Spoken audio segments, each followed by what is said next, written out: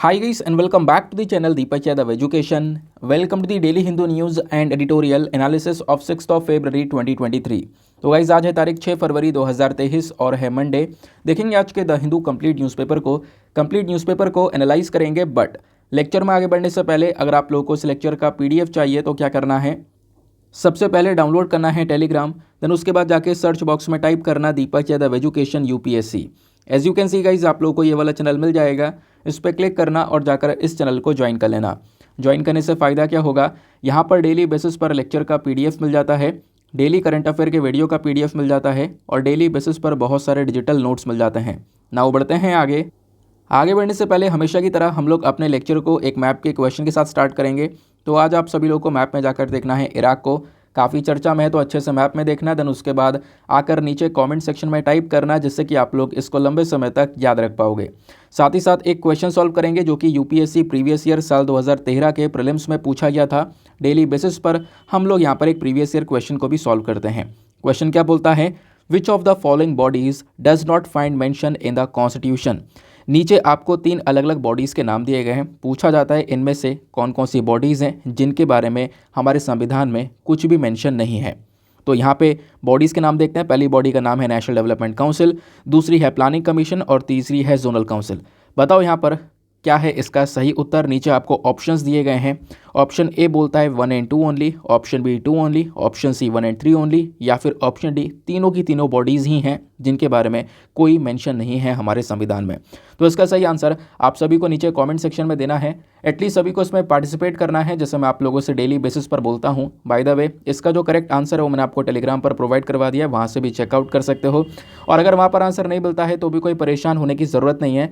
Video के last में इसके करेक्ट आंसर का डिस्कशन हम लोग करेंगे। तो चलो शुभ आरंभ करते हैं और चलते हैं सबसे पहले थंबनेल वाले इंपॉर्टेंट आर्टिकल की तरफ। दोस्तों पिछले 2-4 दिनों में आपने कहीं ना कहीं इस आर्टिकल के बारे में पढ़ा होगा या सोशल मीडिया पर वीडियोस देखी होंगी। तो ये आर्टिकल बहुत ज़्यादा चर्चा में है। अब क्या हुआ है, इंडियन एक्सप्रेस ने एक्सप्लेन सेक्शन पर बहुत डिटेल से इस आर्टिकल को पब्लिश किया है। तो बहुत सारी इंपॉर्टेंट चीज़ें हैं यहाँ पर हम लोग सीखने वाले हैं। GS paper number 1 history art and culture के पॉइंट ऑफ व्यू से आपके लिए आर्टिकल इंपॉर्टेंट हो जाएगा। रिसेंटली क्या हुआ है, 1000 किलोमीटर और 1 सप्ताह की लंबी जर्नी को तय करने के बाद में 2 पवित्र शालिग्राम पत्थर उत्तर प्रदेश के अयोध्या में पहुंचे हैं। बोला यह जा रहा है कि वो जो शालिग्राम शिला है ना, उनका यूज़ किया जाएगा राम मंदिर में भगवान राम और जानकी जी की मूर्ति के निर्माण के लिए। इस वजह से यहाँ पर ये टॉपिक काफ़ी चर्चा में है। आपको मैं समझाऊंगा थोड़ा सा शालिग्राम स्टोन के बारे में, क्या होता है शालिग्राम स्टोन, कैसे बनता है। क्योंकि आपने देखा होगा जो बहुत सारे न्यूज़ आर्टिकल्स पब्लिश हो रहे हैं वहाँ पर बताया ये जा रहा है कि ये जो शालिग्राम शिला अयोध्या में लाई गई है ये 6 करोड़ साल पुरानी है। तो क्या इतने वाकई में पुराने होते हैं शालिग्राम स्टोन, इसको डिस्कस करेंगे। उसके पीछे के क्या क्या रीजंस हैं वो सब कुछ मैं आपको यहाँ पर एक्सप्लेन करने वाला हूँ। इसका क्या इंपॉर्टेंस है वो भी हम डिस्कस करेंगे। तो इंडियन एक्सप्रेस ने काफ़ी डिटेल्स और बहुत अच्छा आर्टिकल हम लोग को दिया है। ठीक है, यहाँ पर आप लोगों ने देखा होगा इस प्रकार से यह है शालिग्राम शिला जो कि अभी अयोध्या में पहुँच चुकी है। दूसरा, ये 2 शिलाएँ हैं, एक 31 टन की और एक 15 टन की। 31 टन और 15 टन के 2 आप कह सकते हो पवित्र शिलाएँ हैं जो कि अभी अयोध्या लेकर आई गई हैं। अब यहाँ पर जानते हैं कि आखिरकार ये जो शालिग्राम शिला है इसका इंपॉर्टेंस क्या है। शालिग्राम स्टोन के बारे में थोड़ी डिटेल से जानकारी लेंगे। जो शालिग्राम पत्थर होता है ना, ये ओमोनाइट के जीवाश्म हैं। क्या ओमोनाइट क्या है, इस प्रकार से यहाँ पर आप देख पाओगे ये है ओमोनाइट। ये ओमोनाइट आज से कई साल पहले पाया जाता था। इमेजिन यहाँ पर कर सकते हो लगभग 400 मिलियन से लेकर 65 मिलियन के टाइम पीरियड के बीच में ये यहाँ पे ओमोनाइट पाया जाता था। ठीक है, इसी के ही जीवाश्म है, यानी कि जो उस समय पर डायनासोर वगैरह भी देखने को मिला करते थे और बहुत पहले का समय है। तो उस समय पर जितने भी जानवर थे वो सब खत्म हो गए। खत्म होने के बाद में यहाँ पे वो सब दब गए, है ना। तो उन्हीं से यहाँ पर ये पत्थर बनता है जिसको हम फॉसिल भी बोलते हैं। आपको पता होगा इंग्लिश में वर्ड यहाँ पे फॉसिल यूज़ किया जाता है, किसके लिए, जीवाश्म के लिए। तो यहाँ पर जो शालिग्राम पत्थर है ये ओमोनाइट के ही जीवाश्म है। ये क्या कहलाता है, अमोनाइट कहलाता है। ठीक है, अगर हम साइंस की भाषा में देखें तो ये जो अमोनाइट आपको दिख रहा है स्क्रीन के ऊपर, ये कौन से टाइम पीरियड के अंदर देखने को मिला करता था, डेवोनियम और क्रिटेशियस टाइम पीरियड में। अगर हम जियोलॉजिकल टाइम स्केल देखते हैं तो यहाँ पर आप देख पाओगे इस प्रकार से कई सारे एराज आए और कई सारे एराज ऐसे ही चले गए। जैसे यहाँ पर आप देख पाओगे कि अर्थ का फॉर्मेशन होता है आज से कई साल पहले। 4600 मिलियन ईयर्स एगो यहाँ पे अर्थ बनता है, अर्थ का फॉर्मेशन होता है। देन उसके बाद में यहाँ पर ओरिजिन ऑफ लाइफ यानी कि जो लाइफ है वो पृथ्वी पर आती है। देन उसके बाद में आप देख पाओगे धीरे धीरे बैक्टीरिया, एल्गाई, इनका टाइम आया है ना। इस प्रकार से अलग अलग एराज आते चले गए। जैसा आप देख पाओगे जो एक एरा है इसको हम लोग जानते हैं पेलोजोइक एरा के नाम से। इस एरा में अलग अलग यहाँ पर टाइम पीरियड्स बीच बीच में आते रहे, अलग अलग जानवर आए, ख़त्म हो गए, जैसे प्रिमिटिव फिश और ये कोरल्स वगैरह का राइज हुआ है ना। यहाँ पे मास एक्सटिंक्शन हो गया, ये सब खत्म हो गए। इस प्रकार से कई सारे एराज आते चले गए। आपने यहाँ पर डायनासोर के बारे में पढ़ा होगा तो आपने ज़रूर से ट्राइसिक, जुरासिक, क्रेटेशियस के बारे में जाना होगा। तो ये सब मेसोजोइक एरा के टाइम पीरियड्स हैं। मेसोजोइक एरिया के अंदर में भी इस प्रकार से यहाँ पे अलग अलग टाइम पीरियड्स आते चले गए। यहाँ पर आप देख पाओगे डायनासोर्स आए गए और डायनासोर्स यहाँ पर ख़त्म भी हो गए, मास एक्सटिंक्शन हुआ यहाँ पर डायनासोर्स का, पूरी तरह से यहाँ पर ख़त्म हो चुके थे क्रेटेशियस पीरियड के एंड वक्त तक। ठीक है, इस प्रकार से यहाँ पे जो एराज हैं वो आते चले गए। ठीक है, तो हम लोग अगर साइंस के बेसिस पर बात करें तो हम किस टाइम पीरियड की बात करें, डेवोनियन से लेकर। ठीक है, जो डेवोनियन है ना, डेवोनियन से लेकर यहाँ पर क्रिटेशियस पीरियड के टाइम पीरियड तक की। तो इस समय पर यहाँ पर ये अमोनाइट देखने को मिला करते थे। ठीक है ना। अब होता यहाँ पर यह है कि ये लगभग 6.6 करोड़ साल पहले की बात की जा रही है। उस समय का जो टाइम पीरियड था ना, उस समय पर क्या होता था, धरती पर लगभग 85% हिस्से पर समुद्र हुआ करता था। ये भी यहाँ पर साइंस जो है हमारी बताती है। ठीक है, तो इसी के जीवाश्म में ध्यान रखना। जीवाश्म नाम से पता चल रहा होगा, दो वर्ड से मिलकर बनाए, जीव और आश्म। ठीक है, जो आश्म का अर्थ होता है ना, जीव आप समझ चुके होंगे, आश्म का जो अर्थ होता है इसका मतलब होता है पत्थर। ठीक है ना। तो इसी प्रकार से आप समझना चाहो तो जीवाश्म का अर्थ क्या हुआ, ऐसे जीव जो कि पत्थर बन गए। ठीक है, इसको हम लोग जीवाश्म बोलते हैं। अंग्रेजी में यहाँ पर इसको फॉसिल के नाम से जाना जाता है। ठीक है, अब क्या होता है कि इस प्रकार से यहाँ पे आप देखोगे अभी भी कई सारे ये जो स्टोन से ये पाए जाते हैं। ठीक है ना, और काफ़ी तो बड़े बड़े साइज़ के भी होते हैं। इस प्रकार से आप लोग देख पाओगे बहुत बड़े बड़े साइज़ के भी जो ये स्टोन्स हैं वो देखने को मिलते हैं। ठीक है, बात क्लियर हुई। अब बहुत लंबे समय से हम देख पाते हैं कि जो ये स्टोन्स हैं ना, इन स्टोन से मूर्ति कला की जाती है, यानी कि मूर्ति बनाई जाती हैं। अच्छा, ऐसा क्यों? इनको हम लोग शालिग्राम पत्थर बोलते हैं। शालिग्राम पत्थर बहुत ज़्यादा मजबूत होते हैं। इसमें जो पत्थर बनाने वाला कारीगर है ना, वो बारीक से बारीक जो आकृति है उसको उकेर लेता है, आराम से यहाँ पर उसको बना लेता है। ये इतने मजबूत होते हैं। ठीक है, तो ये यहाँ पर इसका एक आप कह सकते हो कि एडवांटेज है। दूसरा, इन फॉसिल्स को जो हिंदूज़ हैं वो बहुत ज़्यादा पवित्र मानते हैं। हिंदुओं द्वारा यहाँ पर ये पूजनीय है, इसको पूजा जाता है। ठीक है, बहुत लोग यहाँ पर इस स्टोन को भगवान विष्णु का प्रतिनिधित्व भी मानते हैं। अब एक और इम्पॉर्टेंट बात आती है, ये जो मैंने आपको बताया शालिग्राम के बारे में, ये आपने समझा कैसे फॉर्मेशन हुआ, ये सब कुछ बातें आपने जानी हैं। ठीक है ना। फिर इस प्रकार से यहाँ पर ये बड़े साइज़ के आपको शालिग्राम जो है वो देखने को मिलते हैं। अब होता यह है कि शालिग्राम की चर्चा कई सारी जगह पर हुई भी है। आप अगर भागवत पुराण को देखते हो तो भागवत पुराण के अध्याय 24, शिव पुराण में अध्याय 41, इसके अलावा यहाँ पर जो ब्रह्मा वैवरत पुराण है, यहाँ पर भी शालिग्राम की उत्पत्ति के बारे में बहुत सारी बातें बताई। शालिग्राम के फॉर्मेशन के बारे में बहुत डिटेल से यहाँ पे सारी सारी जो इन्फॉर्मेशन है वो देखने को मिलेगी। इवन आप देखोगे आदि शंकराचार्य जी के बारे में सभी ने सुना होगा। आदि शंकराचार्य जी के कई सारे लेख हैं। उन्होंने अपने लेखों के अंदर शालिग्राम शिला के बारे में कई बार जिक्र किया है, अलग अलग श्लोक के अंदर में। इवन यहाँ पर जो तैत्तिरीय उपनिषद है, तैत्तिरीय उपनिषद के श्लोक 1, 6 इनमें यहाँ पे शालिग्राम शिला के बारे में जिक्र किया गया है। ठीक है, बाकी बहुत लंबे समय से शालिग्राम को पूजा जा रहा है। बहुत सारी मूर्तियाँ यहाँ पर शालिग्राम से बनाई गई हैं। मैं आपको एक चीज़ दिखाता हूँ, ये मैंने टाइम पीरियड आपको समझा दिया है। तो ये जो पत्थर है ना, ये भी नेपाल से मंगाए गए हैं, ध्यान रखना। नेपाल के खासकर शालिग्राम क्षेत्र में ये पत्थर, खासकर शालिग्राम पत्थर पाए जाते हैं, वहीं से यहाँ पर इनको मंगाया गया है। तो ये जो क्षेत्र है ना, ये काली गंडकी जो नदी है उसके बेसिन पर स्थित है और इसी नदी से यहाँ पर इन पत्थर को निकाला गया है। इस नदी के किनारे और नदी में ये पत्थर पाए जाते हैं, वहीं से इन पत्थर का यूज़ किया गया है। अपने आप में मैंने आपको बताया बहुत ज़्यादा मजबूत ये पत्थर होते हैं, इनसे बहुत बड़ी बड़ी अच्छी अच्छी कलाएँ यहाँ पर बनाई जाती हैं। इवन आप देखोगे लंबे समय से यहाँ पर इनका यूज़ हो रहा है। मैंने आपको बताया था 4 बड़े बड़े मंदिर, वहाँ की जो मूर्तियाँ हैं ना वो भी शालिग्राम शिला से ही बनाई गई हैं। जैसे फॉर एग्जांपल उडुपी के अंदर में कृष्ण मठ, उडुपी के अंदर में जो कृष्ण मठ है ना, इसकी स्थापना 13वीं शताब्दी के अंदर की गई थी। वहाँ पर ये जो स्थापना की गई थी वो वैष्णव संत जगत गुरु श्री माधवाचार्य जी ने की थी। ठीक है, यहाँ पर भी आप देखोगे जो ये मूर्ति बनी हुई है वो शालिग्राम शिला से बनी हुई है। देन उसके बाद में वृंदावन का राधा रमण मंदिर, तो राधा रमण मंदिर की स्थापना लगभग 500 साल पहले की गई थी। गोपाल भट्ट स्वामी जी ने की थी, वहाँ पर भी जो मूर्ति बनी है वो शालिग्राम शिला से बनी है। देन तिरुवनंतपुरम में पद्मनाभ स्वामी मंदिर आपको देखने को मिलेगा, काफ़ी चर्चा में, हमने कई बार पद्मनाभ स्वामी मंदिर के बारे में हम बात की है। तो यहाँ पे जो भगवान विष्णु जी की मूर्ति है ना, वो भी शालिग्राम शिला से ही बनाई गई है। देन उसके बाद में बद्रीनाथ मंदिर के बारे में बात करते हैं, तो यहाँ पर भी भगवान बद्रीनाथ की मूर्ति शालिग्राम शिला से बनाई गई है। और यहाँ पे भी मैंने आपको बताया कि बहुत लंबे समय इनकी स्थापना की गई थी। इवन आप देख पाओगे जो ये बद्रीनाथ है, आदि शंकराचार्य जी ने 9वीं शताब्दी के अंदर में बद्रीनाथ की एक स्थापना की थी। तो इस वजह से यहाँ पर ये काफ़ी ज़्यादा चर्चा में रहते हैं और काफ़ी इंपॉर्टेंट इसलिए भी है क्योंकि मैंने आपको बताया बहुत लंबे समय से हम इन शालिग्राम का यूज़ कर रहे हैं। देन एक और बहुत इंपॉर्टेंट चीज़ निकल कर आती है कि जो यहाँ पे ये जो शालिग्राम स्टोन आया है जिससे यहाँ पे मूर्तियाँ बनाई जाएंगी, तो इनसे मूर्तियाँ बनाएगा कौन? तो उसके लिए यहाँ पर एक व्यक्ति आपको ये देखेंगे, इनका नाम है राम वी सुतार। ठीक है ना, ये आपको व्यक्ति दिख रहे होंगे। 98 ईयर्स के यहाँ पर ये पूरे हो चुके हैं। इनका जन्म महाराष्ट्र के गोंडूर गांव में हुआ था। ठीक है ना, ये बात ध्यान में रखने की इतनी ज़रूरत नहीं है, बट आप यहाँ पर कुछ चीज़ें ध्यान रख सकते हो। जैसे कि यहाँ पे जो आपने देखा होगा स्टैचू ऑफ यूनिटी, दुनिया की सबसे ऊँची जो मूर्ति है ना, ये भी रामवी सुतार जी ने ही तैयार की थी। देन उसके बाद में संसद में जो अंदर महात्मा गांधी जी की मूर्ति लगी है, ये भी यहाँ पर सुतार जी ने ही इसको आकार दिया था। ऐसे कई सारी और इम्पॉर्टेंट स्टैचूज़ आपको देखने को मिलेंगे जो कि यहाँ पर इन्होंने तैयार किए, इन्होंने बनाए हैं, इन्होंने डिज़ाइन किए हैं।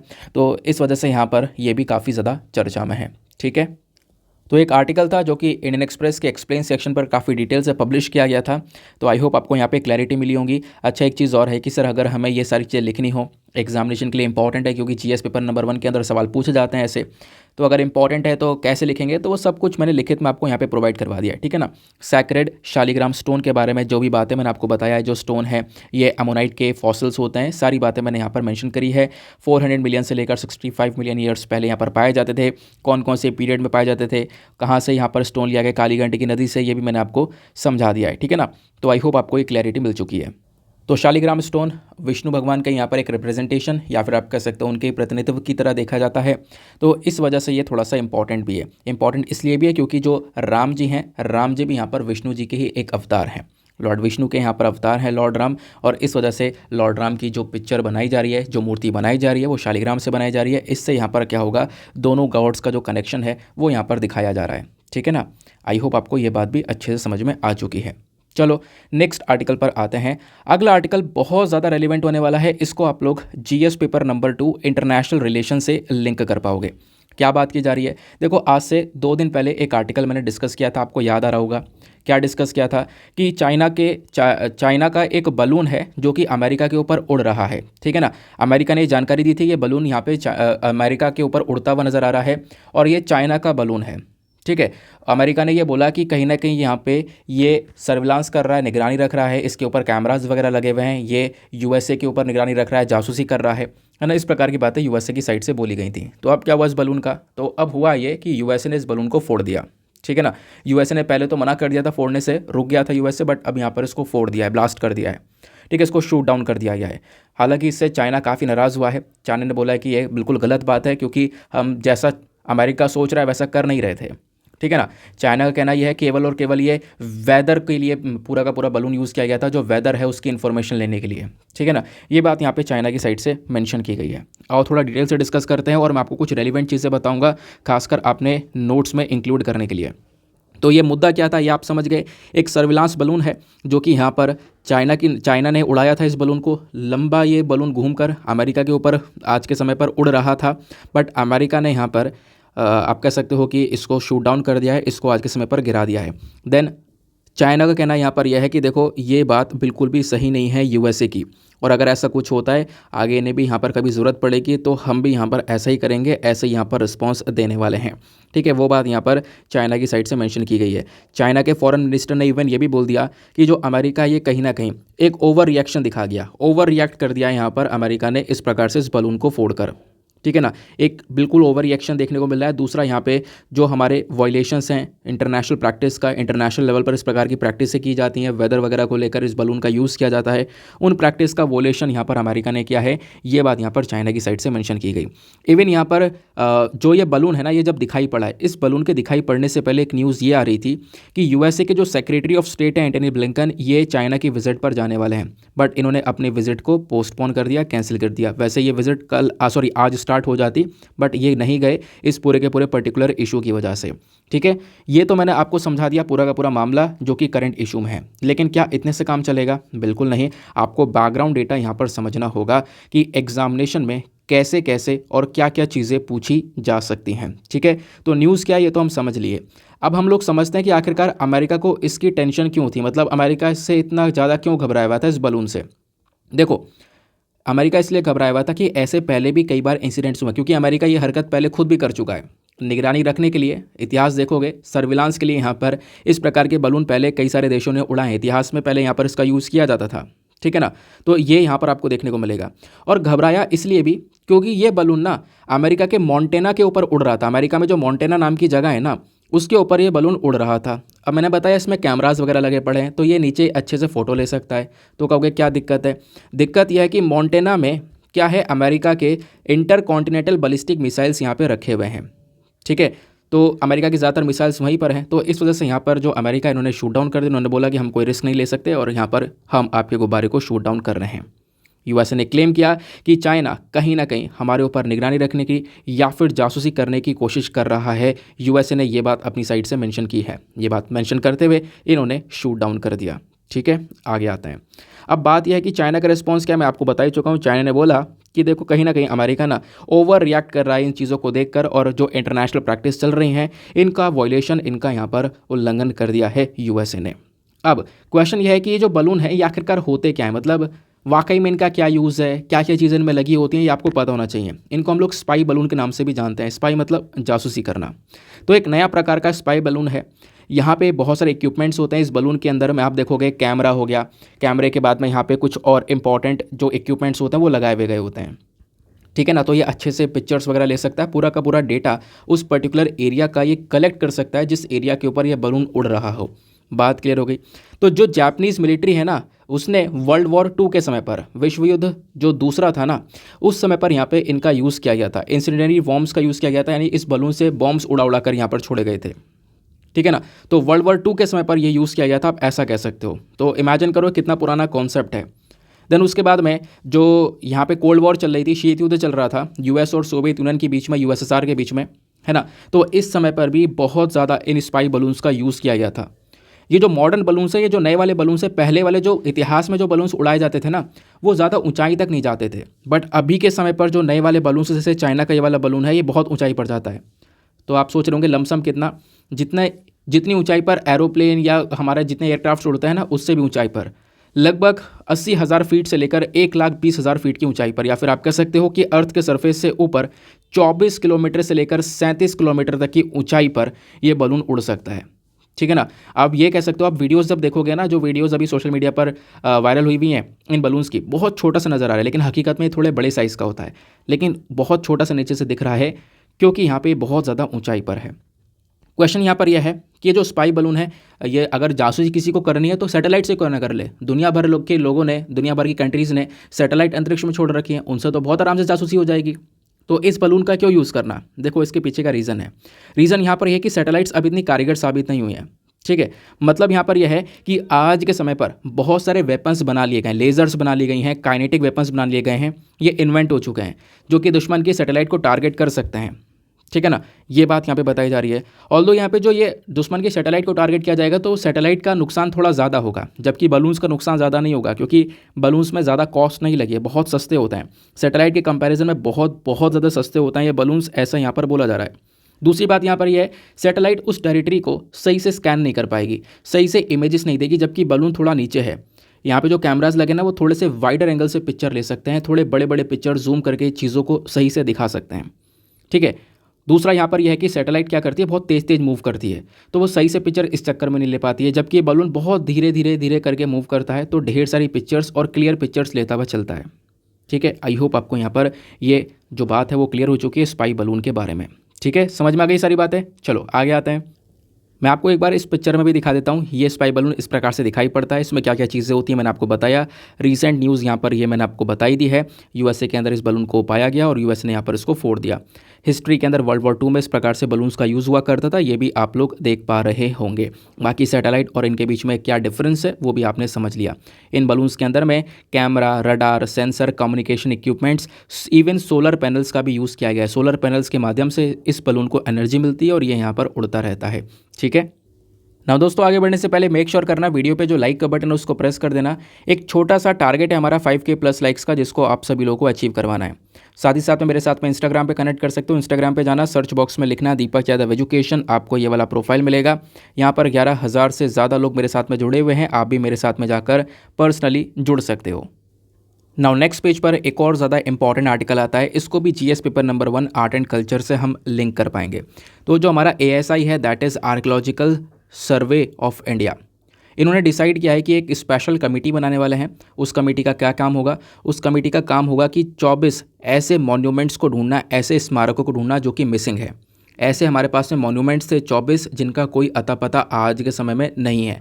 तो उनको ढूंढने का, उनको ट्रेस करने का काम ये कमेटी स्पेशल पैनल करेगा, जिसको ASI ने डिसाइड किया है बनाने के लिए। ठीक है, तो ये हमारे पास में न्यूज़ निकल कर आती है।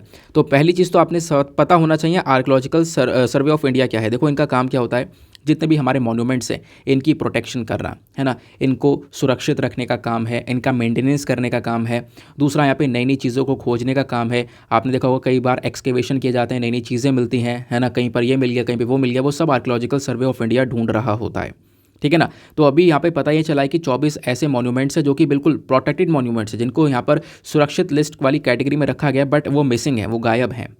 उसके पीछे के रीजंस कई सारे हैं, अभी मैं आपको डिटेल से लेकर चलूँगा। ठीक है ना। तो उसी को लेकर ये पूरा काम किया जा रहा है। एक स्पेशल कमेटी बनाने के बारे में चर्चा की गई है, जो कि उन खोए हुए मॉन्यूमेंट्स को, मिसिंग मॉन्यूमेंट्स को ढूंढने का काम करेगी।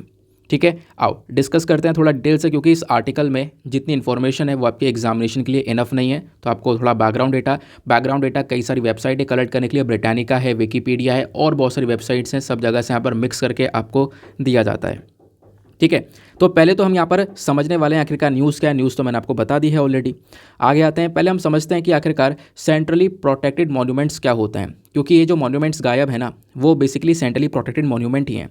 तो सेंट्रली प्रोटेक्टेड मॉन्यूमेंट आखिरकार क्या होते हैं, ये कॉन्सेप्ट आपको, बेसिक सा कॉन्सेप्ट समझना होगा। ठीक है, कुछ ऐसे मॉन्यूमेंट्स, कुछ ऐसे स्मारक जो कि हमारी केंद्र सरकार ने उनको सुरक्षा प्रोवाइड करवा रखी है, प्रोटेक्शन दे रखा है।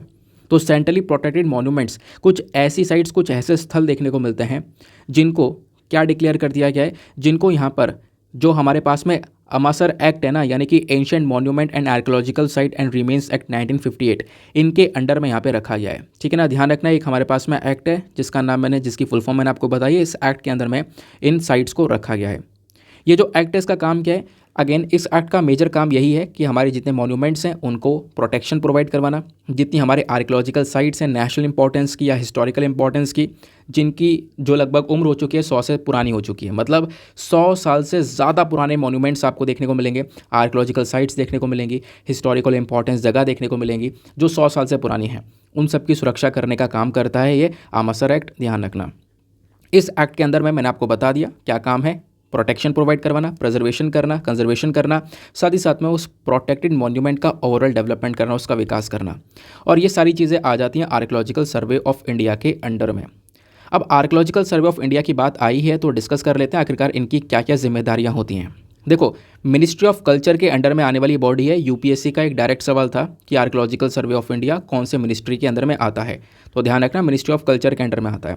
तो मिनिस्ट्री ऑफ कल्चर के अंडर में आने वाली जो ये बॉडी है आर्कियोलॉजिकल सर्वे ऑफ इंडिया, एक इंपॉर्टेंट ऑर्गेनाइजेशन है जिसका काम है ढेर सारी रिसर्चेस करना और जो हमारे हेरिटेजेस हैं, जो हमारे अलग अलग स्थल हैं, हमारे जो कल्चरल हेरिटेजेस हैं, उन सबको प्रोटेक्शन प्रोवाइड करवाना।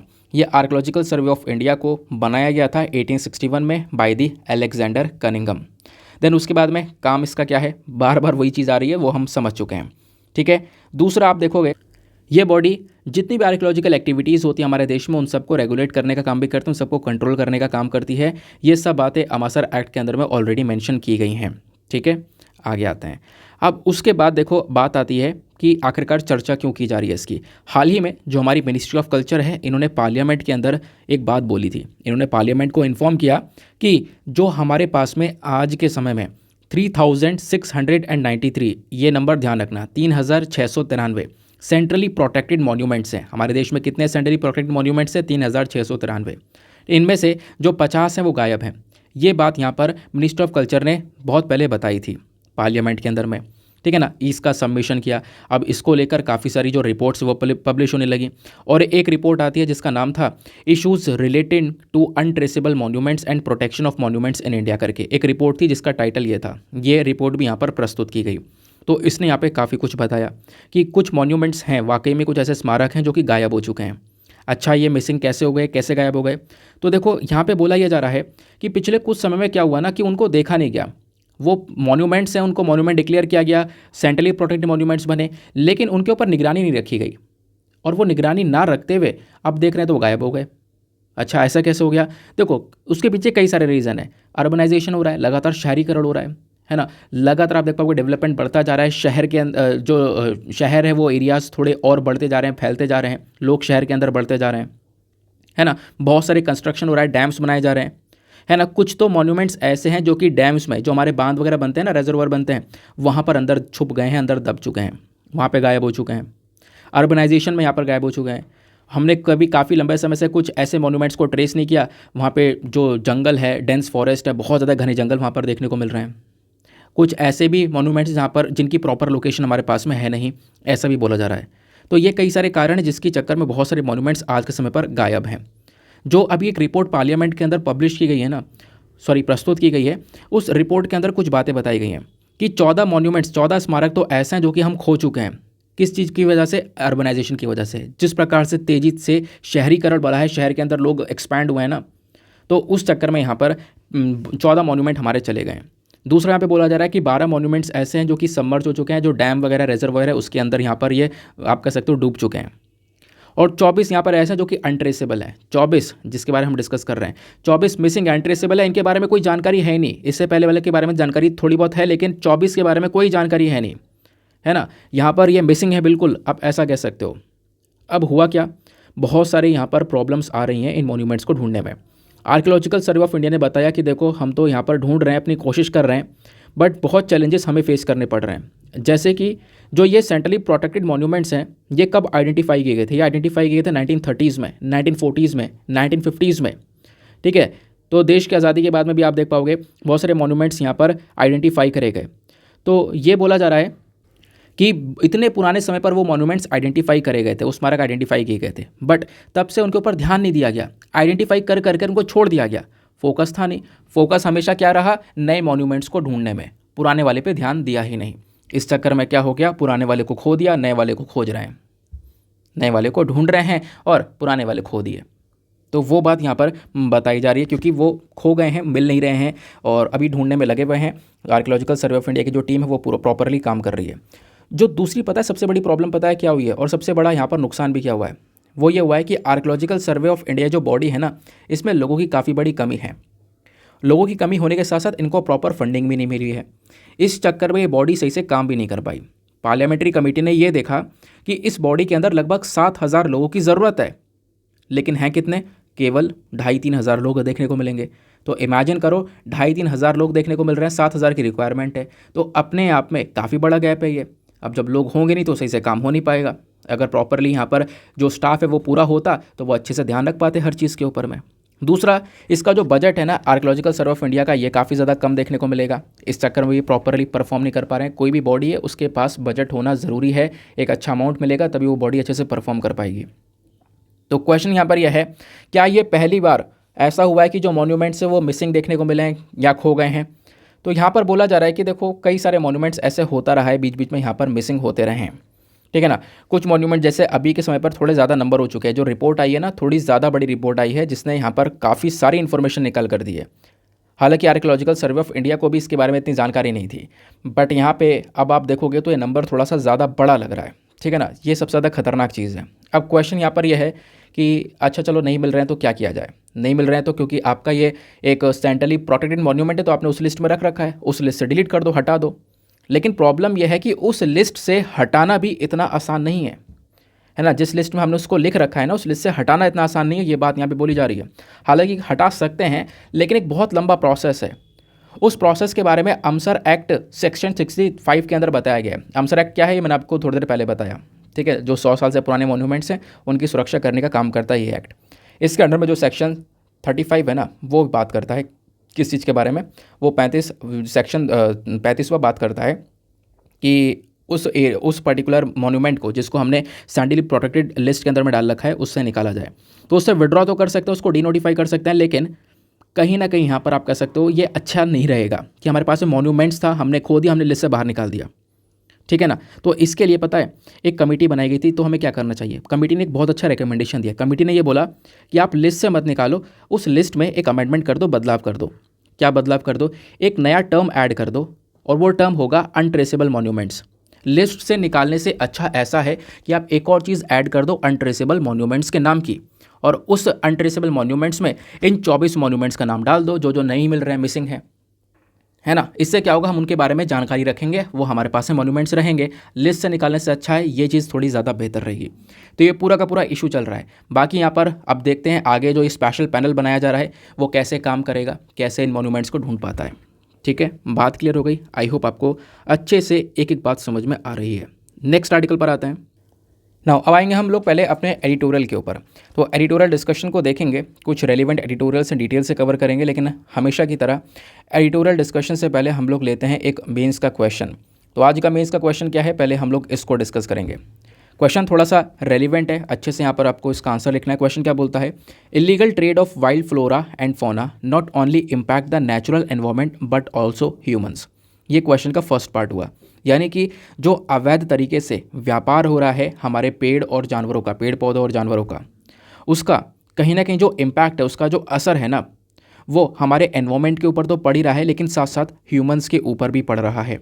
इससे आप क्या सोचते हो, ये पहला पार्ट हुआ। दूसरा, इसको देखते हुए हाईलाइट करो कि आखिरकार जो ये इलीगल व्यापार हो रहा है इसका इम्पैक्ट क्या पड़ रहा है। दूसरा, क्या क्या कदम हम उठा सकते हैं इस प्रॉब्लम को टैकल करने के लिए, इस प्रॉब्लम से लड़ने के लिए। तो एक बहुत अच्छा क्वेश्चन है। रिसेंटली आपको पता होगा रेड सेंडर को लेकर, जो लाल चंदन की लकड़ी, इसके बारे में मैंने आपको पढ़ाया था। तभी मैंने आपको बताया था क्या क्या नुकसान देखने को मिल जाते हैं इन इलीगल तरीके से व्यापार होने की वजह से। तो एक बार इस क्वेश्चन को मैं हिंदी में भी रीड कर देता हूं, ताकि हिंदी वाले और अच्छे से समझ सकें, उनके दिमाग में इस चीज़ को लेकर जब क्लैरिटी आएगी तो और एक अच्छा आंसर लिख पाएंगे। क्वेश्चन क्या बोलता है, जंगली वनस्पतियों और जीवों का अवैध व्यापार न केवल प्राकृतिक पर्यावरण बल्कि मनुष्य को भी प्रभावित करता है। इस खतरे को रोकने के लिए कुछ उपायों के साथ साथ ऐसे अवैध व्यापार के महत्वपूर्ण प्रभावों पर प्रकाश डालें। और 250 शब्दों में आंसर लिखना है। लिखने के बाद में कहाँ पर सबमिट करना है, टेलीग्राम पर जाना, वहाँ पे सर्च बॉक्स में लिखना दीपक यादव एजुकेशन मेंस ग्रुप, आपको वो ग्रुप मिल जाएगा, ठीक है। फुल फॉर्म लिखना, ग्रुप मिलेगा। 50,000 से ज़्यादा लोग वहाँ पर ऑलरेडी मेरे साथ में जुड़ चुके हैं, जो कि डेली बेसिस पर आंसर्स को लिखकर सबमिट कर रहे हैं। आप भी अपने आंसर को लिखकर सबमिट करना, और साथ ही साथ में एक छोटा सा काम करना, एटलीस्ट सभी लोग 2-2 आंसर्स को रिव्यू ज़रूर करना। जब आप सभी लोग 2-2 आंसर्स को रिव्यू करोगे ना, तो इससे बहुत सारे फ़ायदे होंगे आपको भी और सामने वाले को भी। जैसे आपको कुछ इंपॉर्टेंट पॉइंट्स मिल जाएंगे जो कि आपने नहीं सोचे होंगे, आपने आंसर में नहीं इंक्लूड करे होंगे। दूसरा, यहाँ पे आप सामने वाले के आंसर में अगर कोई मिस्टेक होती तो उनको बता सकोगे कि हाँ, यहाँ पर ये चीज़ों पर फोकस करना थोड़ा सा ज़रूरी है, यहाँ पर आप इंप्रूवमेंट कर सकते हो। That's it. चलो आगे आते हैं अगले एडिटोरियल पर। तो दोस्तों, यहाँ पे एक पर्टिकुलर एडिटोरियल है जो कि बहुत बहुत बहुत इंपॉर्टेंट है, बहुत ज़्यादा इंपॉर्टेंट एडिटोरियल है। आपने यहाँ पर बिल्कुल भी ये चीज़ें मिस नहीं करनी है, ठीक है ना। तो आंध्र प्रदेश का एक मामला बहुत लंबे समय से चर्चा में है। देखो, आंध्र प्रदेश की जो राजधानी है ना, वो अभी तक यहाँ पर चूज़ नहीं हो पाई, राजधानी क्या होगी। हर एक राज्य की अपनी अपनी राजधानी है, कैपिटल है। वैसे आंध्र प्रदेश की कैपिटल को लेकर कंट्रोवर्सी चल रही है बहुत लंबे समय पहले से। मैं आपको बताता हूँ एग्जैक्टली कब से। देखो, साल 2014 वो समय था जब आंध्र प्रदेश और तेलंगाना दोनों अलग अलग हो जाते हैं। अब दोनों अलग अलग हो गए तो तेलंगाना की तो अपनी कैपिटल बन गई, लेकिन आंध्र प्रदेश की अभी तक कोई कैपिटल नहीं बनी, और लंबे समय से कंट्रोवर्सी चल रही है। यानी कि आज के समय पर जो वाईएसआर की सरकार है ना, यानी कि जो रेड्डी साहब यहाँ पे हैं, रेड्डी साहब खासकर आंध्र प्रदेश के चीफ मिनिस्टर हैं, ये कुछ और चाहते हैं, ठीक है ना। वाईएसआर कुछ और चाहता है, और जो पहले वाली सरकार थी वो कुछ और चाहती थी। पहले वाली सरकार टीडीपी होगी, टीडीपी गवर्नमेंट के बारे में आपको पता होगा, तेलुगु देशम पार्टी के बारे में, और चंद्रबाबू नायडू के बारे में आपको पता होगा। चंद्रबाबू जो नायडू हैं तेलुगु देशम पार्टी के, इन्होंने यहाँ पे एक अलग नींव रखी थी। अब यहाँ पे जो वाईएसआर पार्टी के जो खासकर रेड्डी साहब हैं, ये कुछ अलग सोच रहे हैं। तो आखिरकार ये आर्टिकल चर्चा में क्यों आया है? चर्चा में इसलिए आया है क्योंकि रिसेंटली आंध्र प्रदेश के जो चीफ मिनिस्टर हैं, इन्होंने क्या किया, इन्होंने ये बोला कि आंध्र प्रदेश की जो कैपिटल है वो विशाखापट्टनम होगी। इन्होंने क्या बोला? आंध्र प्रदेश की कैपिटल विशाखापट्टनम होगी। रिसेंटली क्या चल रहा था कि आंध्र प्रदेश की 3 कैपिटल होंगी, 3 राजधानियाँ होंगी, बट इन्होंने यहाँ पर ये बोल दिया कि आंध्र प्रदेश की कैपिटल विशाखापट्टनम होगी। तो कहोगे ऐसा मतलब इसमें क्या प्रॉब्लम होगी? प्रॉब्लम ये होगी कि जो पुरानी वाली सरकार है ना, पुरानी वाली सरकार थी जो टीडीपी वाली, तेलुगु देशम पार्टी, इन्होंने यहाँ पर क्या बोला था कि आंध्र प्रदेश की राजधानी अमरावती होगी। इन्होंने बोला था आंध्र प्रदेश की राजधानी अमरावती होगी, लेकिन अभी जो नई वाली सरकार है वो क्या बोल रही है कि नहीं नहीं, अमरावती को नहीं बनाएंगे हम बनाएंगे विशाखापट्टनम को इसकी राजधानी। ठीक है, अब कहोगे इसमें क्या दिक्कत है? फिर चलो, ये सरकार बनी है तो अपनी चला रही है। प्रॉब्लम यहाँ पर यह है कि अमरावती के लिए बहुत सारे किसानों ने इसको राजधानी बनाने के लिए अपनी ज़मीन दी थी, अपनी ज़मीन यहाँ पर इन्होंने दे दी थी। तो इसको लेकर बवाल भी चल रहा है कि सर हमने जो ज़मीन दी थी उसका क्या? ठीक है ना, बहुत सारे किसानों ने अपनी ज़मीन दी थी ताकि एक अच्छी सी राजधानी बना दी जाए, बट ऐसा यहाँ पर हो नहीं पाया। ठीक है, तो उसको लेकर भी एक पर्टिकुलर इशू यहाँ पर नज़र आ रहा है। बाकी मैं आपको और डिटेल से बताऊंगा, अभी तो मैंने आपको खैर ओवरव्यू दिया है, और डिटेल से लेकर चलूंगा, सारे रेलिवेंट पॉइंट्स आपको यहाँ पर बताऊंगा। तो आंध्र प्रदेश का 3 राजधानियों वाला क्या इशू है समझेंगे। तो ये न्यूज़ में इसलिए है क्योंकि हाल ही में यहाँ पर मैंने बताया कि आंध्र प्रदेश के जो सीएम हैं, चीफ मिनिस्टर हैं, उनका कहना यहाँ पर यह है कि जो विशाखापट्टनम है हम इसको आंध्र प्रदेश की मेन राजधानी बनाएंगे, ये उनका कहना है। और समझते हैं इसकी शुरुआत कैसे होती है। देखो, आंध्र प्रदेश लेजिस्लेटिव असेंबली, आंध्र प्रदेश की जो विधानसभा है ना, इन्होंने क्या किया, एक Andhra Pradesh decentralisation and inclusive development of all region bill, ये एक बिल है 2020 के अंदर में इस बिल को पास किया गया। इस बिल का पता है मकसद क्या था? इस बिल का मकसद यहाँ पर यह था कि आंध्र प्रदेश की 3 राजधानी होनी चाहिए। 3 राजधानी, जैसे कि एक तो हो जाएगी विशाखापट्टनम, विशाखापट्टनम हो जाएगी इसकी एग्जीक्यूटिव कैपिटल, अमरावती हो जाएगी इसकी लेजिस्लेटिव जहाँ पर इसकी विधानसभा है आंध्र प्रदेश की, और एक हो जाएगी कर्नूल हो जाएगी जुडिशल कैपिटल। ठीक है, जहाँ पे कोर्ट देखने को मिलेगा। तो एग्जीक्यूटिव, लेजिस्लेटिव और जुडिशल, इन तीनों की कैपिटल को अलग अलग यहाँ पर बनाने के बारे में चर्चा की गई। यानी कि कैपिटल का डिसेंट्रलाइजेशन कर दिया गया, जो कि एक अच्छी बात भी है। डिसेंट्रलाइजेशन हो जाएगा, डिसेंट्रलाइजेशन मतलब पावर्स का बंटवारा कर देना। एक के हाथ में सारी पावर्स नहीं होनी चाहिए, एक स्टेट के पास में सारी पावर्स नहीं होनी चाहिए, इन पावर्स को यहाँ पर बांट दिया गया। तो एक कैपिटल विशाखापट्टनम, एक अमरावती और एक कर्नूल बनाने के बारे में चर्चा की गई थी, ये बात। ठीक है, समझ में आ गई। अब क्या होता है कि यहाँ पर आप कह सकते हो कि ऐसे ना कई सारे स्टेट और हैं हमारे जिनकी मल्टी कैपिटल्स हैं। इवन कुछ और देश भी हैं, साउथ अफ्रीका है, साउथ अफ्रीका की मल्टी कैपिटल्स हैं, साउथ अफ्रीका की मल्टी कैपिटल्स आगे मैं आपको बताऊंगा कौन कौन सी है वो। ठीक है, आगे आते हैं। आगे बढ़ने से पहले एक बार ज़रा ये पिक्चर देख लो, ठीक है ना। यहाँ पे जब इस पिक्चर को देख पा रहे होंगे, जैसे ये इंडिया का मैप है, तो इंडिया में अगर आपको आंध्र प्रदेश देखना हो तो कहाँ पर है एग्जैक्टली, ये समुद्र के किनारे आपको आंध्र प्रदेश देखने को मिलेगा। अब इस आंध्र प्रदेश के मैप को हम जूम करके देखें तो कुछ इस प्रकार से आपको ये मैप नज़र आता है। ठीक है, तो इसी की कैपिटल 3 बनाने के बारे में चर्चा की गई। एक कैपिटल विशाखापट्टनम, एक अमरावती और एक कर्नूल। ठीक है, यानी कि कौन कौन सी कैपिटल हो गई? एग्जीक्यूटिव, लेजिस्लेटिव, जुडिशरी, ये 3 कैपिटल्स अलग अलग बनाने के बारे में चर्चा की गई थी। ठीक है, बात क्लियर हो गई। आगे आते हैं। एक चीज़ और ध्यान रखना, यहाँ पे आप डिस्टेंस ध्यान रखना, आगे मैं आपको बताऊंगा ना कितनी ज़्यादा बहुत बहुत दूरी पर ये कैपिटल्स आपको देखने को मिलती हैं। ये तीनों राजधानियाँ बहुत बहुत ज़्यादा दूरी पर हैं। ठीक है, अब क्या होता है, जो आंध्र प्रदेश की सरकार है ना, इन्होंने ये बोला कि देखो ये सही बात है, मतलब कि इन्होंने ये बोला कि अगर हम लोग राजधानी को 3 बना देते हैं ना, तो इससे ओवरऑल पूरे के पूरे स्टेट का डेवलपमेंट होगा, सबके हाथ में पावर्स होंगी, प्रॉपरली इंक्लूसिव ग्रोथ के ऊपर हम लोग फोकस कर पाएंगे। हालांकि यहाँ पर अब ये जो बिल आया था, इस बिल को भी रिपील कर दिया गया। ये नवंबर 2021 की बात है, नवंबर 2021 में इस बिल को भी हटा दिया गया, रिपील कर दिया गया। ठीक है ना, जो 3 कैपिटल बनने वाली बातचीत की गई थी, इसको रिपील कर दिया गया, इसको मामले को पूरी तरह से ख़त्म कर दिया गया। ध्यान से इस बात को ध्यान में रखना। ठीक है, क्या बोला गया कि अब हम लोग एक नया बिल लेकर आएंगे। तो आंध्र प्रदेश की जो करंट गवर्नमेंट है वाईएसआर वाली, तो इन्होंने यहाँ पर क्या बोला है कि अब हम एक नया बिल लेकर आएंगे, और नया बिल की चर्चा ही की जा रही है। चर्चा एक अंदाज़ा लगाया जा रहा है। अंदाज़ा क्यों लगाया जा रहा है? क्योंकि अभी जो आंध्र प्रदेश के इस पार्टी के बिलोंग करने वाले जो चीफ मिनिस्टर हैं, इवन आंध्र प्रदेश के जो चीफ मिनिस्टर हैं रेड्डी साहब, उनका कहना क्या है कि अब एक कैपिटल, यानी आंध्र प्रदेश की कैपिटल एक ही होगी, विशाखापट्टनम होगी। ये बात यहाँ पर निकल कर आ रही है कि वो कह रहे हैं कि विशाखापट्टनम राजधानी होगी। ठीक है ना, तो अभी एक बिल आएगा, अभी कोई बिल नहीं आया, तो बोला जा रहा है कि जो बिल आएगा मोस्ट प्रोबेबली वहाँ पर विशाखापट्टनम को ही कैपिटल बनाया जाएगा। ठीक है ना। अच्छा, ऐसा क्यों? अब ऐसा ये बोला जा रहा है कि पूरे राज्य में जो ये 3 अलग-अलग राजधानियाँ हैं ना, इसमें दिक्कतें हैं। दिक्कत क्या है कि सर हम लोग जब भी पढ़ते हैं पॉलिटी में लेजिस्लेटिव, एग्जीक्यूटिव, जुडिशरी सब साथ में पढ़ते हैं। आपने इन तीनों को ही बाँट दिया और इसमें भी लेजिस्लेटिव, एग्जीक्यूटिव को तो साथ में मिलकर फंक्शन करना चाहिए था। अब ये हुआ क्या, जैसे लेजिस्लेटिव आपका कानून बनाने का काम करती है, विधानसभा आपका कानून बनाएगी, मतलब मैं आपको बता रहा हूँ एज एग्जांपल, जैसे लेजिस्लेचर आपने पढ़ा होगा ना, लेजिस्लेटिव आपका कानून बनाने का काम करती है, एग्जीक्यूटिव उसको लागू करने का, जुडिशरी यहाँ पर क्या करेगी, उसको अच्छे से फॉलो करवाने का काम करेगी।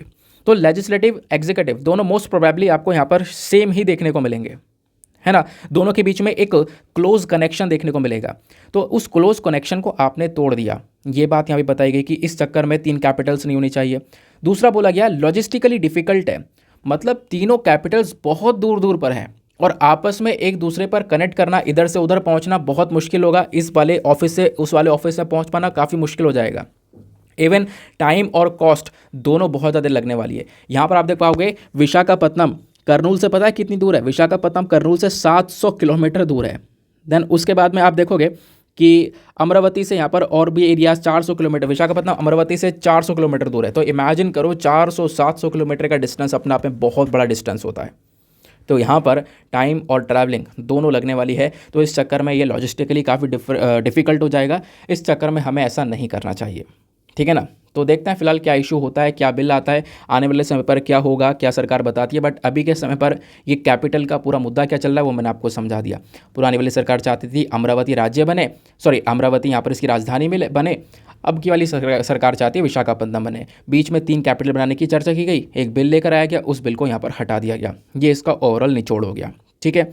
अब हम थोड़ा डिस्कस करते हैं अलग से हटके, क्या भारत में और भी राज्य हैं जिनकी मल्टीपल कैपिटल्स से मल्टीपल राजधानियां हैं? हाँ बिल्कुल, और राज्य आपको देखने को मिलेंगे। फॉर एग्जांपल महाराष्ट्र की 2 कैपिटल्स हैं, मुंबई और नागपुर, है ना, मुंबई और नागपुर। दूसरा आप देख पाओगे हिमाचल प्रदेश की 2 कैपिटल है, शिमला और धर्मशाला। आप देखोगे जम्मू एंड कश्मीर जो पहले स्टेट हुआ करता था, है ना, फॉर्मर स्टेट, अभी के समय पर वो यूनियन टेरिटरी है, उसकी भी 2 कैपिटल हुआ करती थी। देखो कौन कौन सी, श्रीनगर और जम्मू, एक समर कैपिटल एक विंटर कैपिटल। जैसे यहाँ पर धर्मशाला एक विंटर कैपिटल, वैसे जम्मू एक विंटर कैपिटल हुआ करती थी, ठीक है। नागपुर में विंटर सेशंस हुआ करते थे महाराष्ट्र के। इस प्रकार से 2 कैपिटल्स हुआ करती थी। ये तो हमने अपने यहाँ पर राज्यों की बात कर ली।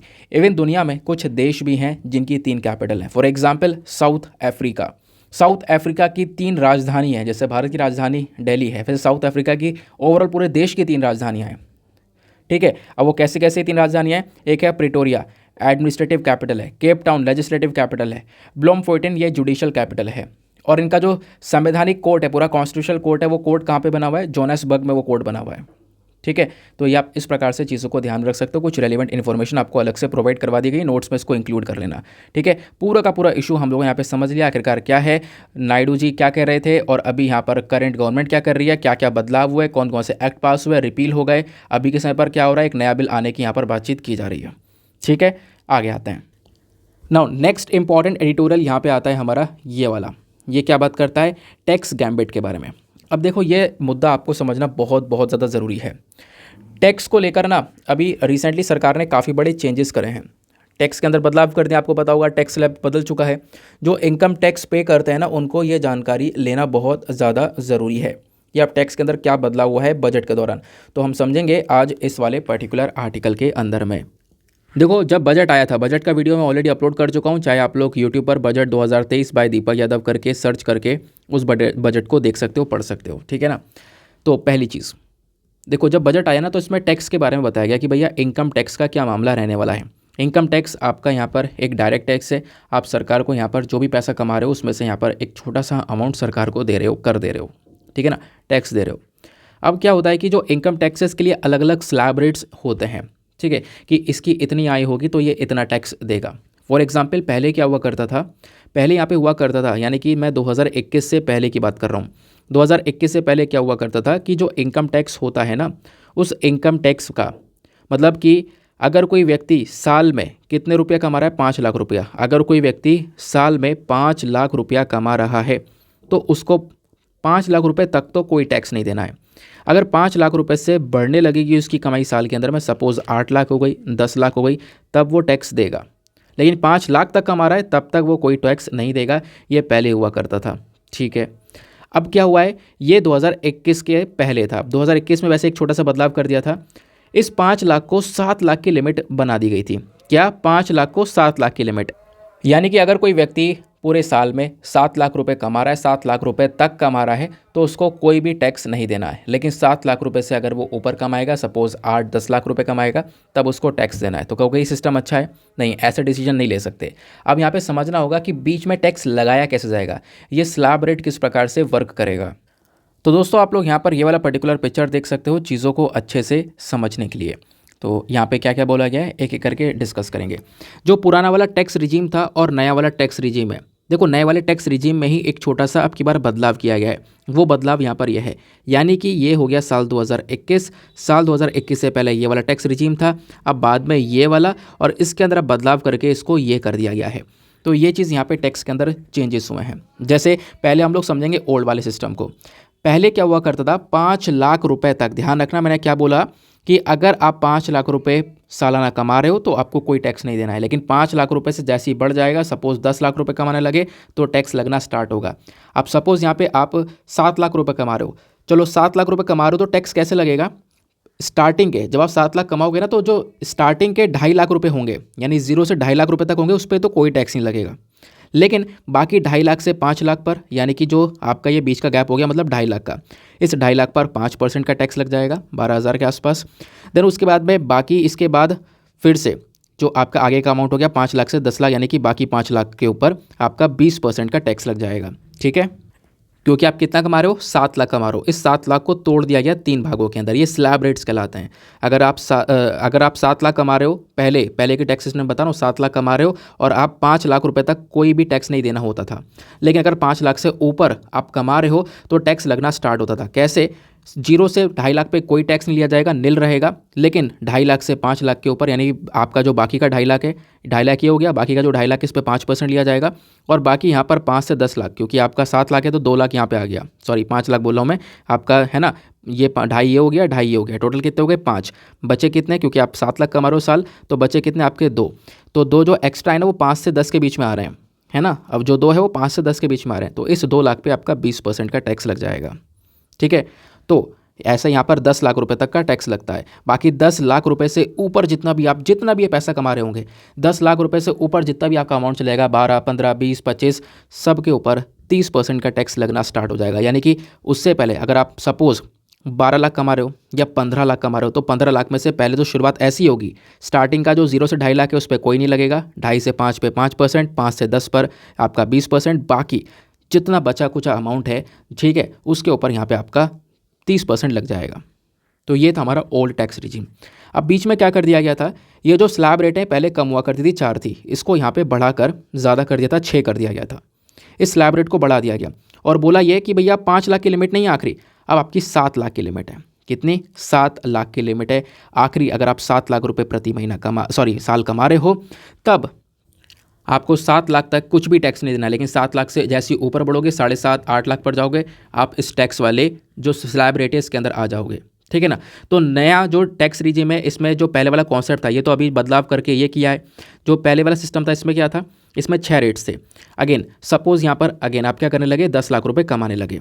अगर 7 लाख कमाते तो कोई मामला, लेकिन 10 लाख कमाने लगे तो जो स्टार्टिंग का आपका 0 से 2.5 लाख है उस पर कुछ नहीं लगेगा, लेकिन 2.5 से 5 पर आपका 5% लगेगा। फिर 5 से 7.5 बिल्कुल सिस्टम वैसा ही है, 10% लगेगा, यानी कि अब की बार 5 से 7 में आपका 7.5 है, ये 10% लगाया जा रहा है। फिर 7.5 से 10 लाख पर 15%, 10 से 12.5 लाख पर 20%, आगे के 12 से 15 लाख पर 25%। बाकी 15 लाख से ऊपर जितना भी अमाउंट रहेगा आपका, जैसे जैसे पैसा बढ़ता रहेगा, जितना 15 लाख से ऊपर आप कमा रहे होंगे, जैसे जैसे बढ़ेगा उस पर 30% वो लग जाएगा। ठीक है, जैसा अभी मैंने आपको समझाया था। एग्जाम्पल दूँ, चलो एग्जाम्पल दे देते हैं। सपोज़ यहाँ पर ले लेते हैं, मान लो 15 लाख ही ले लेते हैं। ठीक है, 15 लाख यहाँ पर कोई इंसान कमा रहा है सालाना। अगर उसको नए टैक्स रिजीम में आना है तो वो कैसे होगा, सपोज़ वो सालाना 15 लाख कमा रहा है, तो वो टैक्स कैसे देगा, उस 15 लाख में से, साल में जो उसने कमाया उस 15 लाख में से स्टार्टिंग का 0 से 2.5 लाख पे कोई टैक्स नहीं लगेगा। ठीक है, आपके 2.5 लाख यहाँ पे ख़त्म हो गए। अब बचे कितने, बाकी 2.5 से 5 लाख, यानी कि बाकी दूसरे 2.5 लाख, उस पर 5% लग जाएगा, 5 लाख ऊपर ख़त्म हो गए। ठीक है, फिर उसके बाद के 5 से 7.5 या अगेन 2.5 लाख, है ना, इस पर 10% लग जाएगा। ऐसे यहाँ पर अब क्या हो गया, आपका ये जो सिस्टम है ये वाले ऊपर जुड़ गए, बाकी अब जो बचे 7.5 से 10 अगेन 2.5 लाख, है ना, उस पर 15% लग गए।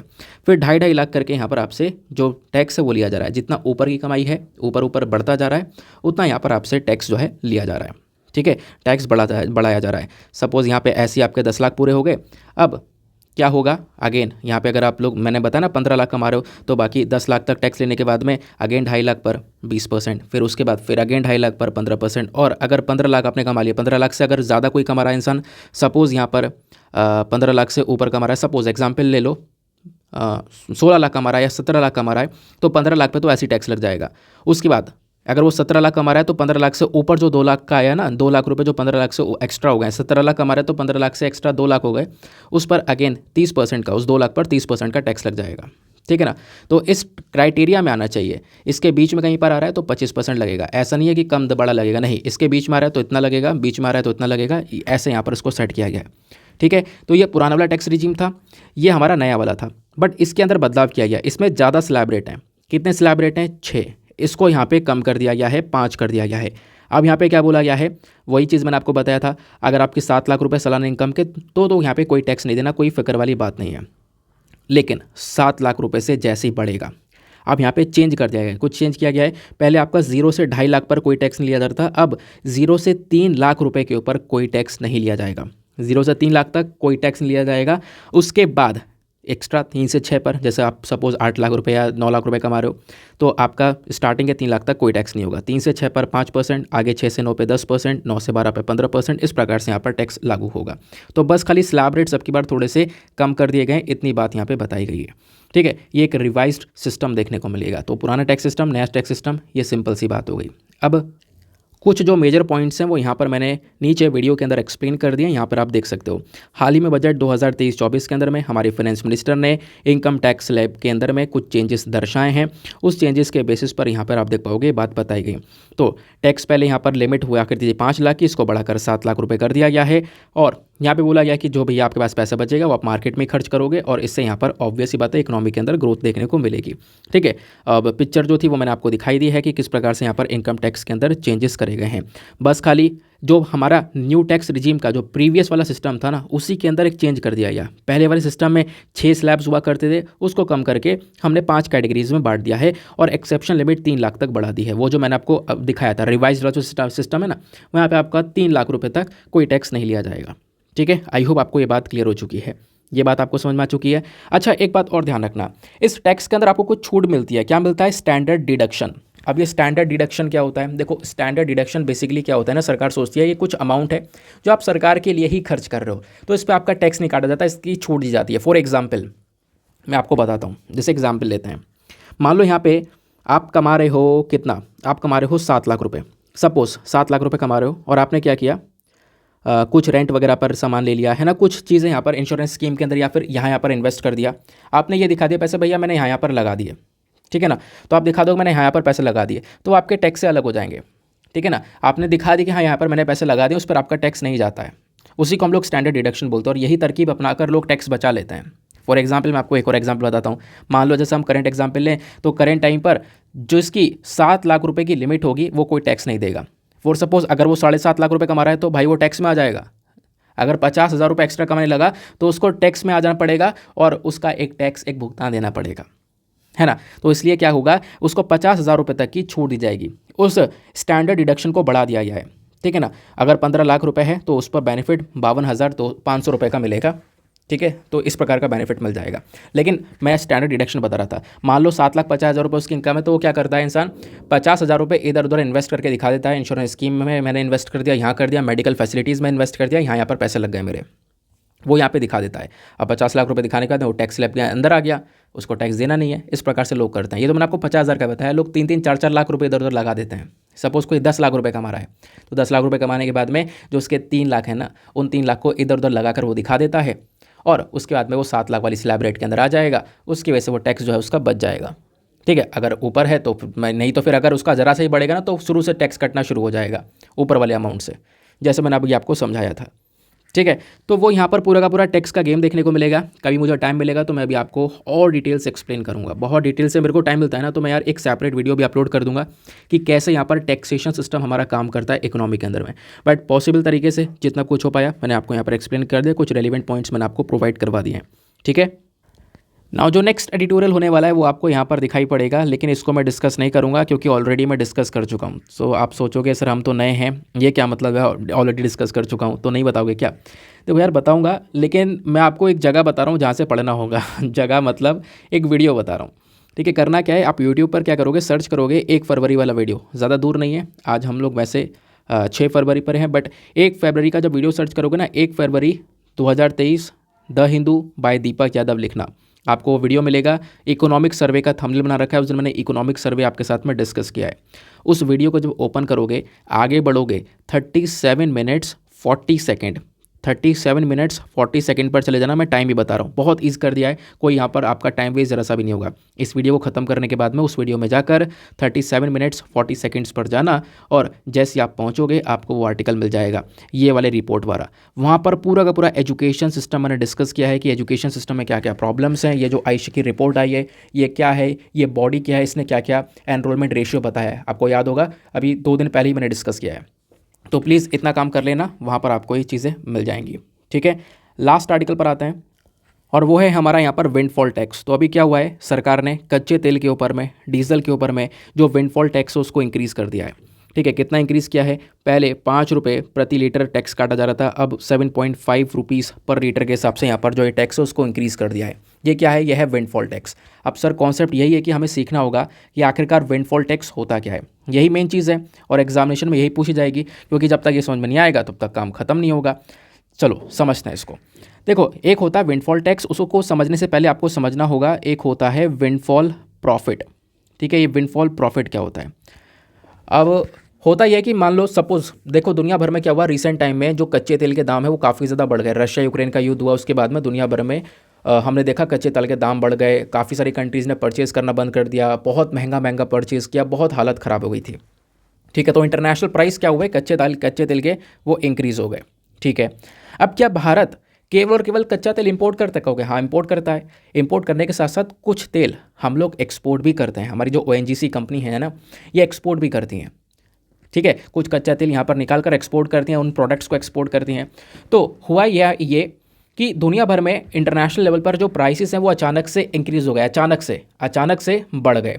अब इन कच्चे तेल वालों को जो यहाँ से भारत से एक्सपोर्ट किया करते थे, इनको अचानक से ढेर सारा फ़ायदा होने लगा। ठीक है। ढेर सारा अचानक से फ़ायदा होने लगा, तो यहाँ पर कुछ ऐसा प्रॉफिट जिसके वो हकदार नहीं, आप ऐसा कह सकते हो, है ना, जिसका मतलब आप कह सकते हो कि कोई रीजनेबल एक्सप्लेनेशन नहीं है। ठीक है ना। तो ये जो एक्स्ट्रा प्रॉफिट जो होता है इसी को हम लोग विंडफॉल प्रॉफिट बोलते हैं, जो एक्स्ट्रा प्रॉफिट होता है। यानी कि ऐसा नहीं कि उनको लाभ नहीं हुआ, वो कंपनी उसको लाभ हुआ है, उसको प्रॉफिट हुआ है, लेकिन जो एक सुपर एक्स्ट्रा प्रॉफिट है, जो कि कोई सिचुएशन आई थी, एक हवा आई थी, वो हवा के साथ यहाँ पे प्रॉफिट कमा ले गए ये, इस वजह से इसको विंडफॉल प्रॉफिट ही बोलते हैं, है ना। तो जैसे एकदम से दाम बढ़े तो एकदम से उन्होंने खूब तेल एक्सपोर्ट किया और खूब प्रॉफिट कमाया, मतलब इनका पैसा निकल रहा था, इनका फ़ायदा भी हो रहा था, प्रॉफिट मिल रहा था, लेकिन उसके अलावा हटकर प्रॉफिट ये कमा रहे थे। तो जो हटकर सुपर एक्स्ट्रा प्रॉफिट होता है ना, उस प्रॉफिट के ऊपर सरकार टैक्स काट लेती है, उसी को बोला जाता है विंडफॉल टैक्स। ठीक है। तो government typically लेवाई one time tax over and above the normal rate of tax on such profit. कौन से प्रॉफिट, विंडफॉल प्रॉफिट, उसी को हम लोग विंडफॉल टैक्स बोलते हैं। विंडफॉल प्रॉफिट क्या होता है, मैंने आपको बता दिया। कुछ कंपनीज़ को इस प्रकार का फाइनेंशियल गेन होना जिसके लिए वो हकदार नहीं, जिसके लिए वो रिस्पॉन्सिबल नहीं है, बट वो हवा चली थी एक, जिसकी वजह से यहाँ पर कुछ ना कुछ हुआ था। मतलब कि वैसे हवा का मतलब है जैसे अभी अचानक से तेल के दाम बढ़ गए थे, कुछ ऐसा इशू हुआ जिसके चक्कर में उनको थोड़ा सा एक्स्ट्रा प्रॉफिट हो गया, तो इस चक्कर में वो प्रॉफिट विंडफॉल प्रॉफिट होगा और उसके ऊपर टैक्स जो कटेगा वो विंडफॉल टैक्स कहलाएगा। ठीक है। आई होप आपको यहाँ पर बहुत अच्छे से इसके बारे में क्लैरिटी मिल चुकी है कि विंडफॉल टैक्स क्या होता है। तो इसी टैक्स को अभी रिसेंट टाइम में कच्चे तेल और डीजल के ऊपर इंक्रीज़ कर दिया है हमारी सरकार ने। तो आई होप गाइज आपको मज़ा आ चुका है। भले ही वीडियो थोड़ा सा लेट आ रहा हो, लेकिन आपके एग्जामिनेशन के लिए रेलिवेंट होना चाहिए। वो चीज़ आपको मिल रही है या नहीं मिल रही है आप खुद यहाँ पर जान सकते होंगे। ठीक है ना। अब न्यूज़पेपर ही 6 बजे आता है तो यार अपन कुछ कर नहीं सकते हैं, है ना। अब लास्ट वाले क्वेश्चन को देख लेते हैं, उसके आंसर को देख लेते हैं। क्वेश्चन क्या बोलता है, which of the following bodies, हमारे जो 3 बॉडीज़ दी गई हैं ये क्वेश्चन के अंदर में इन तीनों में से कौन सी बॉडी है जिसके बारे में हमारे संविधान में कहीं पर भी चर्चा नहीं की गई है। तो उसका सही उत्तर है ऑप्शन नंबर डी 1, 2 एंड 3। तीनों के तीनों बॉडीज़ हैं जिसके बारे में कहीं पर भी कॉन्स्टिट्यूशन के अंदर मेंशन नहीं किया गया है। ठीक है, तो गाइज़ यहाँ पर करते हैं हम लोग अपने इस लेक्चर को समाप्त और मिलते हैं आप लोगों से अगले वीडियो में। आज के लिए bye bye, have a nice day, thank you and जय हिंद।